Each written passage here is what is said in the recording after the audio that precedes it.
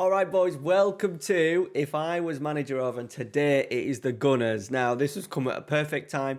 I did say a few weeks ago when I did the PSG one, by the way, links to that up below, up above if you want to go and see that. But yeah, it's come at a perfect time because Arsenal are obviously an absolute shit show. I've put a little tactic together now. This series is based on what I would do in real life, not so much just suiting to the FM match engine. It's what if I was manager of Arsenal right now, how would I set the team up going forward for them this season? And then I've done a little bit of a playthrough, sort of like half holiday, half simulation, just to get the tactic going. We'll talk about some players as well that I've wanted to keep hold of, and in particular some certain talking points that I think a lot of people have been discussing about the Gunners this season. All right, boys, let's get into it. Really appreciate it if you smash a like on today's video. The download file for the tactic as well is available down below if you want to go check it out. Let's go and see what I've put together for the Gunners.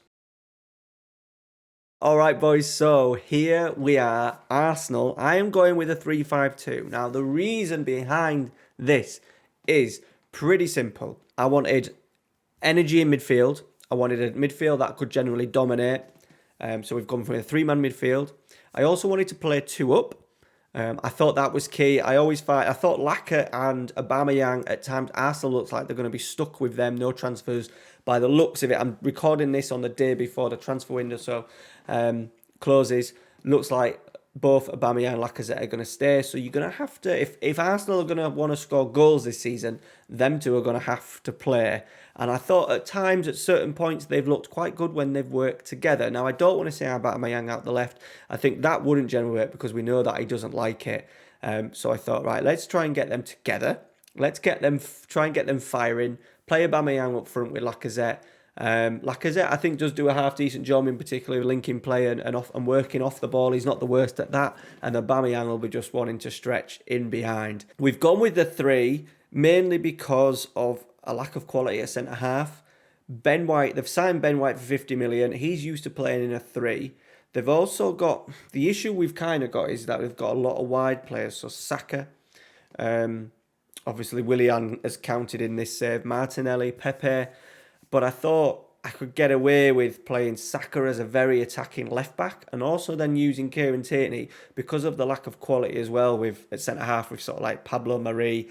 Gabriel's not bad. But I thought a back three of Kieran Tierney on the left as a ball-playing defender on stopper would have been good. I've also asking him to take more risks as a general instruction, but additional player instruction of dribble more because I thought him being on this left-hand side, really attacking, maybe even doing an underlap every so often in real life, working with Saka would work. On the right-hand side, a little bit more difficult because obviously Bellerin in real life I don't know what's happened to him, but they've got players like Maitland-Niles as well that can fill in that side. Cedric Suarez can go on that side, maybe even Callum Chambers. So that's the reason why I've done that. Help maybe Ben White out a little bit, see if they can be a little bit more solid at the back with three at the back, but having the right players. I know they've been slated for changing and going to a three, but I think this three with having Saka as a complete wing-back on that left-hand side would be useful. There's my structure. Now, mentality in possession, we're looking at shorter passing, being more expressive, high tempo. The main thing I wanted to really focus on was without out possession. I want this to be extremely aggressive. I think with the midfielders, you've got number one, Lucas Torreira. I know that since now that I'm recording this, he's gone to Fiorentina, but at the time of me starting the save, he was still at Arsenal. I would have used him all day long. I would have put him ahead of Xhaka. I find it weird that he's not found a place in the team, so I would have had him, Thomas Partey, and Martin Odegaard. So if I just go through the team very quickly, obviously it would have been Leno. Then you're looking at players like Gabriel, Tierney, and then Ben White in there. Saka would have probably been my choice at left fullback. Right wing back, I don't know, but Hector Bellerin has played more games for me in this save, so we'll go with Hector Bellerin, but there's Ashley Maitland-Niles. And then my box-to-box would have been Thomas Partey. I think I've got him as well on a personal instruction, boys, just for you guys on console and stuff that can't copy the tactic. I've got him going further forward. I would have then gone Lucas Torreira. I think just because he can get around the pitch a little bit, even though he's only 5'6", he's quite good on the ball. Decent tackling. 15 stamina as well. So, yeah, I think that's a better option to Xhaka. And then advanced playmaker on this right-hand side, I would have gone Martin Odegaard. Now, it does mean players like Smith Rowe have not been able to play much. I'm not the biggest fan of Smith Rowe. He's a good player, but and Saka, sometimes I think Arsenal fans think these are two of the next superstars, and I don't necessarily think that they are. So I've built a team to try and get them pressing, and there was always going to be, whatever tactic you do, there was always going to be severe weaknesses, I think, with this Arsenal save. But I've decided to go with this 3-man midfield as the real key, the real driving force. Odegaard's also quite good without the ball. Torreira's good at sitting, but also getting in there, niggly and biting. And Thomas Partey, Arsenal have definitely missed him in real life. He hasn't been able to stay fit. I think he's pretty much stayed fit for me for most of the season. And then up front, Laka and Aubameyang. Now, since I've gone on holiday, it's actually been Eddie Nketiah that's gone up there. But I just think with players like Balogun coming through, he really struggled and was very isolated against Brentford. Aubameyang struggles very isolated by himself. Laka does a decent job, but I thought, let's get 2 up. Out of possession, we're proper going for it. Much higher press, much higher defensive line, and really working on getting the ball back as quickly as I can. Working hard. I think that's something we've not seen with Arteta's Arsenal. There's been no real urgency with and without the ball, and I think if I went in as manager of Arsenal right now, that's how I would set us up. I would really push and press in and work in. You've got the midfield that can do it. I think Lacazette and Aubameyang as a 2 could do a half decent job with that, and then obviously Saka and Bellerin would offer great width and bit of pace and a little bit of quality if Bellerin can finally find a little bit of form. So yeah, that is it. Let me know what you would do down with Arsenal down below. What changes would you make? I imagine there's a load of Emile Smith-Rowe fans. He has dived in a little bit and played in a few positions for me. He's kind of dived in to this area here as a backup to Odegaard, so it's not as if he hasn't played. He's done only 3 starts, but 22 as sub. Now we've had, considering how it works when you go on holiday, you can either, if I don't set the players up, what I did do is, before I went on holiday, I made sure that I had Saka, Tierney and Ben White playing in those 3 positions, just to make sure that those were done. And then the rest, it was up to the assistant manager to pick the team based on fitness and form. I played the first few games, and then I left it up to the assistant manager, Steve Round. We haven't done too bad. We finished 4th in the Premier League, which I think for Arsenal fans right now is pretty good. Man City finished on 99 points. Now, we did finish 10 points off Liverpool, but we managed to get ahead of Chelsea to get that 4th Champions League spot. Runner-up in the Europa League final, we got beat 2-0 by Bayern.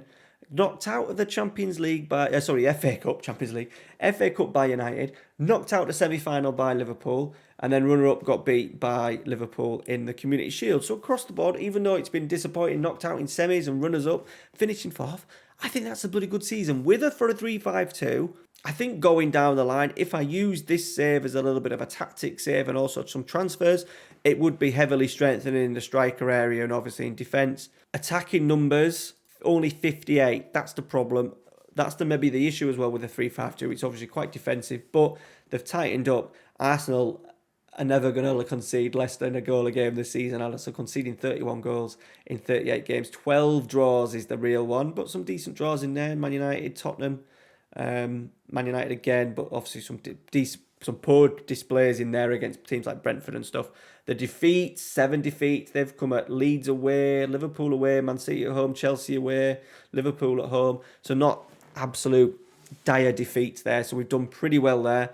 Generally beating the lesser teams, it seems to be the issue when we've played. Come across the better teams, but maybe that's just that the other teams above us are probably just a little bit stronger than us. Before we finish, let's have a little look to see how certain players have performed. So most appearances, Ben White, he's had an average rating of 6.77. I think in real life he'll be a lot better. He is improving, but I think he will get definitely a decent bump up for FM22. Goal-wise, Aubameyang's done quite well, 33 in 54, but noticeably, Eddie Nketiah has scored 32 in 43. A player that's not played much for Arsenal, but it looks like he's come in, played as a pressing forward and taken Lacazette's place. On the assist front, Odegaard's had a decent season, 20 assists. I thought this was a little bit of a strange one for Arsenal, just with the amount of midfielders they've kind of gotten. Smith Rowe, definitely someone who's added quality. I just think Arsenal's whole transfer window has been very muddled up. Signing Ramsdale for a lot of money. Lokonga may prove to be a decent player, but not ready. Tavares is Tavares as well. Decent young player, but maybe not at the standard. Probably at the standard to play for Arsenal, but not at the standard to get Arsenal back where they want to be, in and amongst that top 6. Average rating wise, Aubameyang, Guendouzi's not with us, Odegaard, Bellerin's had a good season. Bizarre what's happened to him. I'm not even sure if he's fit at the moment, but he's not quite developed. But he's still only 20. What would he be in the real life? 27 now. So definitely got the opportunity to really push on. Saliba, I wouldn't have sent him out on loan again. If I was Arteta, I would have probably looked at keeping him. Really a bizarre one, especially when they're so poor at the back. Maitland-Niles has come in and played a lot of football. 41 appearances. Maitland-Niles, where's he been playing? Looks like he's been playing more of a wing-back, to be fair. He's played a little bit of advanced playmaker as well. Desperate to move to Everton, isn't it, Maitland-Niles, just so he can hold a place down in the first team. But a decent season. All right, boys, that is it. Thank you very much for watching. Now, the next episode of this is Manchester United. That will be available in maybe a week or two. But I want you to let me know down in the comments what team you would like me to cover next. We've done PSG, we've done Arsenal. I'm doing Man United now because of the whole Ronaldo. Try and get the best out of Ronaldo. Working on that right now. Who would you like me to go to next? All right, guys, thanks for watching. Go download the tactic. If it's something you want to get involved with, I think it does work. I think definitely for a top 6, top 4 team. If you've got two really good strikers, maybe a little bit more quality in the central midfield, you will be just fine. All right, boys, take care. Thanks for watching. See you later. They tell us lies.